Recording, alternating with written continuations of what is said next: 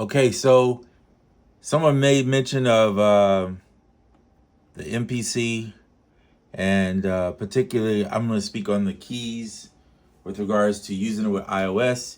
And the answer is yes. It works very well with iOS, just like any other MIDI controller. But what makes this even better is you have a glorified sequencer in here versus like using just a standard MIDI controller. You don't have a sequencer built in. So when I say that, I mean, in other words, if I set up a MIDI track, which you can see here, I have a MIDI track, and I set the ports to the USB MIDI out. Now I'm using this little dongle. I've showed you guys this before, and this is my adapter over here to be able to get the sound out, and then this is the actual MPC keys plugged in, and then I'm running that into AUM, and here's my app. I'm using some jazz drums Latin kit for now. The Latin kit does not come with this. You have to buy their separate kits to use this, the jazz kit. This particular sound, if you're interested in, I'm just letting you know that you have to have that. But if you look here, you can see here's the jazz kit, and then I am in here. I'm gonna go to the grid.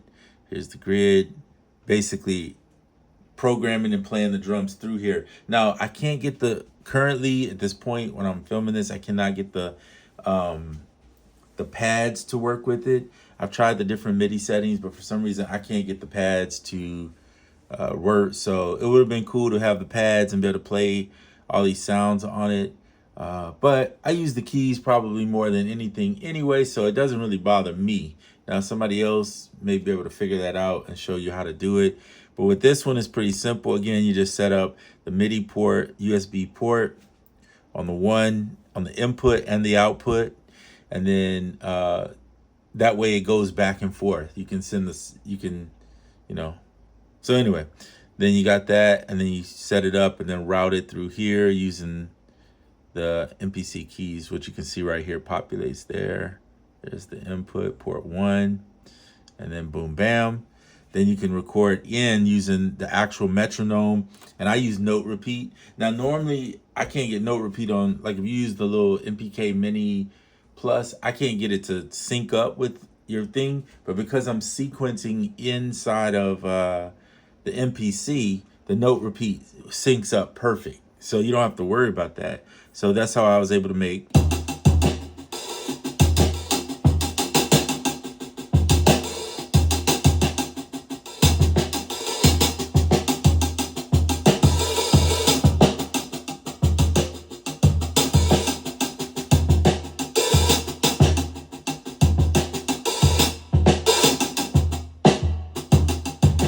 Might be able to even go back in if I wanted to.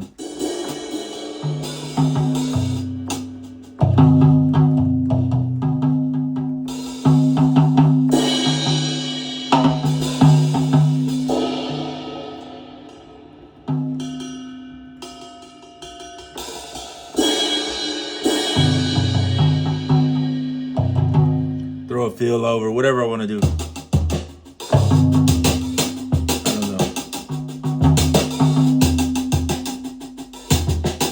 But yeah, so just so you know that the note repeat works.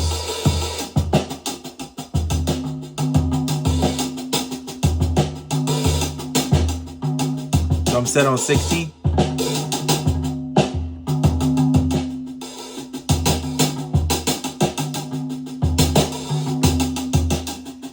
Or you can latch it.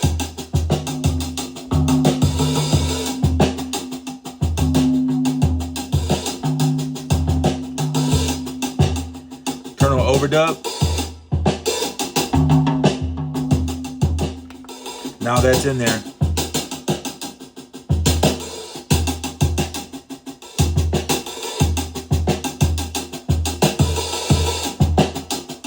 And so you could do the whole song in here, and then record it out to wherever, because you're using the keys. Now the only thing is that you'll probably, if you're gonna do the song like this, you'll probably need to make sure you set the MIDI output channel to 1, then change it in here and probably go, like, for instance, in here, instead of saying all, just go channel 1 filter it to channel 1. So you need to filter each one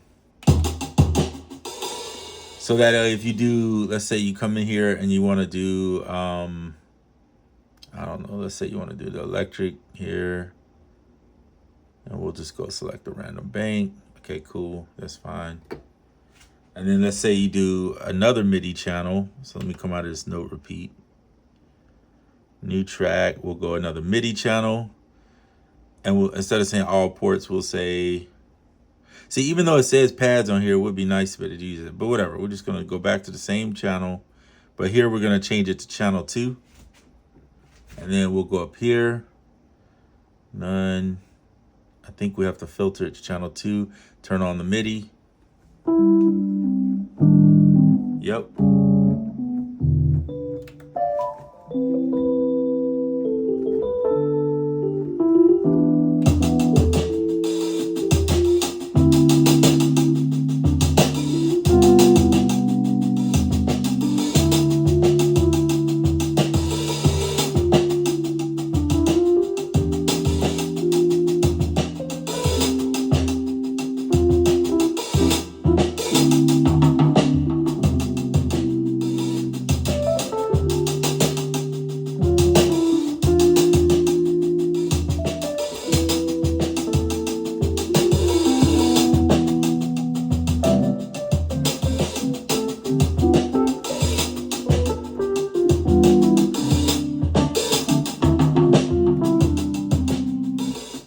Get it? All right, let me stop this.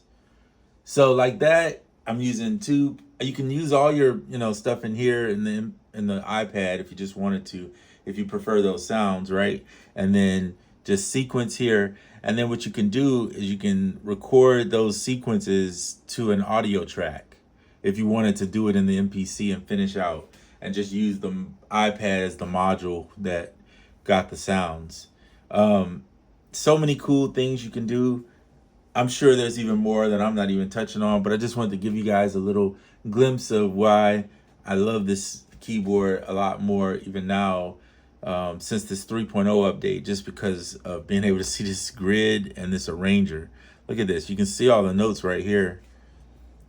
And so that to me is just a huge, huge, huge benefit. I'm not sure why I have track 2 on here. Oh, and you can press over here and then like delete a track. Yeah, that's fine. So like MIDI track 1, there's nothing on it. So we'll delete that track. I don't know why I have an audio track here that I haven't done anything with. So yeah, so there's 1 and 2 now.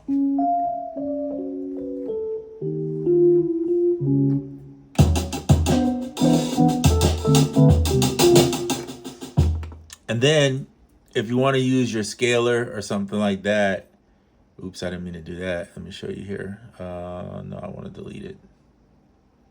Tap, remove it. You could just throw a MIDI channel in here. We'll just put it between them. And then we'll go MIDI processor. So you could use scaler or chord pads. I'm going to use chord pads just right now because I find it easier for me to set up. And I just go through and pick some. I'm just looking through the rando stuff of what I could pick. I'll just pick the D. That's fine with me on that one. And then we will go to chord pads. So it's going through here. And then we just got to figure out. Okay, yeah, that should be good though. And then let's see. I don't know if this will record into the MPC, but you could control it. Let me see. Yeah, you got to set it up over here too. So MIDI out. See, the MIDI out could go to the MPC port 1. Just showing you this. And then you could take this off here because the MPC is going into there. So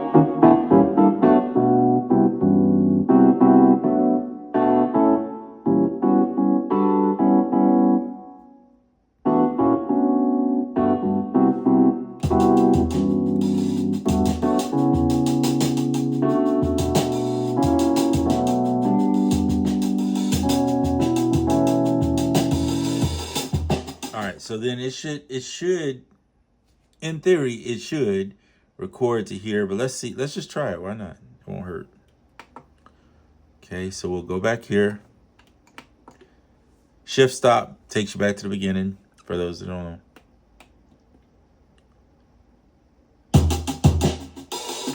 Okay, I didn't hear the metronome. I think because I had it off, that might help to have it. Still don't hear the metronome.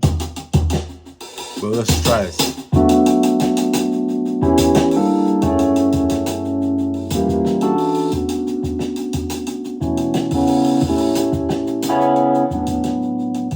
you go. So see, it's recording there.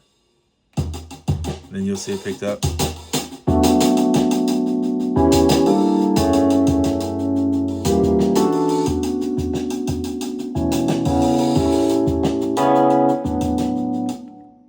Just like that. So really cool using the iPad MPC combo.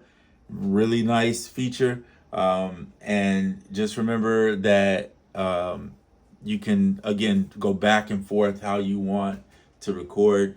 I think the MPC is one of the dopest sequencers, period, for hardware, period. Is it better than, we're not getting into what's better, okay? Desktop is totally different realm, but hardware-wise, sequencer, this is, to me, the best sequencer in hardware. I don't know anything better, personally, but and it's so easy to use, and especially the MPC Keys 37. Now, I'm not sure on the other ones how they work, the routing, but I'm sure they're just the same. If you have a live and a or a live 2 or whatever, I'm sure they work the same. I don't know as far as how the fluidity, is that a word, or am I making up something? The fluidity of how it goes back and forth, but the keys works flawlessly on that. In my opinion, it's like the back and forth thing is so easy. And I'm super excited about that. And I'm sure if you get the Keys 61, it's probably the same as far as being able to go back and forth. But the 37 for sure is the one for me. So anyway, I'm not sure why the metronome doesn't work. And it could be because you got to turn the metronome on inside of AUM, because AUM is kind of hosting everything. So maybe that's the case. I don't know, but I'm just saying it's still pretty cool that you can do it. So again, just remember the key here is going to be setting the channel. Well, first of all, always use the MPC keys and make sure you set it on. But then make sure that you turn your filters on here and filter each channel down here, the channel filters, so that the corresponding notes represent which one you're on. And then you have to do that in here too. So you got to make sure you put your output to whatever filtered channel you're on. All right, hopefully that makes sense. Got any questions, drop them in the comment section. Got any comments, drop them in the comment section. And yeah, until the next video, I'm out.